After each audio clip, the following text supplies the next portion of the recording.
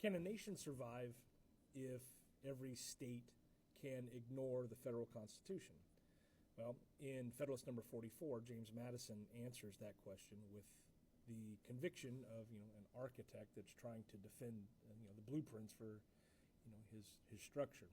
So Madison's going to argue that the Constitution must be supreme, not because it crushes the states, but because without supremacy, there's no nation at all. I'm Matt Hasquin. I'm a high school history and civics teacher, and we're taking a journey together through the Federalist Papers one by one in order. We're on number 44 on our way to number 85. Well, by early 1788, anti-federalists were furious about two particular clauses in the Constitution. One was the Necessary and Proper Clause, and the other was the Supremacy Clause, which is found in Article 6. They claimed that these would let Congress do anything it pleased, and it would leave the states powerless. Madison, ever the calm logician, replies that these clauses are not instruments of tyranny. Instead, they're tools that make law possible. Madison begins with the simple truth that government cannot function without the means to carry out its duties. No axiom is more clearly established in law or in reason than that whenever the end is required, the means are authorized. The Necessary and Proper Clause says, it doesn't create new powers. It allows Congress to use practical methods to execute the ones it already has. It's permission to act and not to rule. So Madison will dismiss the idea that the Necessary and Proper Clause, for example, is dangerous because he says that every government, from city councils to monarchies, have implied powers in order to perform their explicit duties. So otherwise, a government would be paralyzed by its own design. He wrote, had the clause been silent, the same power would have resulted by unavoidable implication. So in other words, the clause doesn't expand power, it just clarifies reality. And without it, the Constitution would be a list of intentions, not a law. So Madison then moves on to the second lightning rod in their argument, and that is the Supremacy Clause, which declares that the Constitution and federal law are supreme law of the land.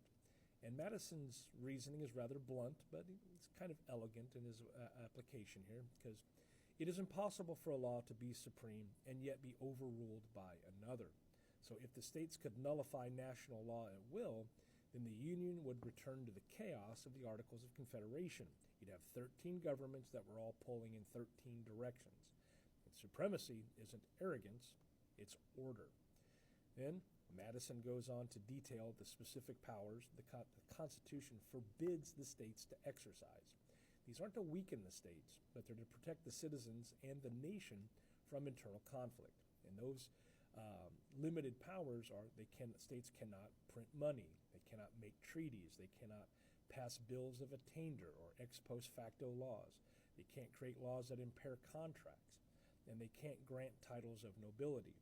Now, each prohibition, as Madison will explain, corrects an abuse the states committed under the Articles. They are lessons learned and then written in law. Now, Madison singles out paper money, a plague of the 1780s, because states had flooded the economy with worthless bills that destroyed credit and also destroyed trust. And Madison wrote, the loss America has sustained by the use of depreciated medium of exchange can never be too deeply lamented. So the new Constitution banned that practice entirely because freedom without financial integrity collapses into anarchy. So Madison will also go on to praise the clause forbidding states from impairing private contracts, because he calls it a constitutional bulwark for personal security and private rights. This was rather revolutionary because it meant state governments could no longer rewrite agreements or cancel debts for political convenience. It put principle over popularity and then fairness over faction of party. Now, if we look at Madison's chain of reasoning here, his 5 reasons why, he starts with every government needs to achieve its legitimate ends. And then he'll go on to say the Necessary and Proper Clause ensures Congress can function effectively. The Supremacy Clause ensures unity and coherence. And certain state powers are denied to protect liberty and stability. And together, number 5, these make the Constitution practical, lawful, and supreme. There's number 44 in 5 easy steps. Now, Madison's tone here in this particular essay is rather serene but firm. It's unyielding because he's not debating. He's actually explaining inevitability. He sees the Constitution as a living instrument, not a cage for government, but it's more of a direction or a compass for the government to move. And so to him, these clauses aren't loopholes. They're the logic of law itself. Madison then adds his moral dimension to it here because he says that liberty requires strength.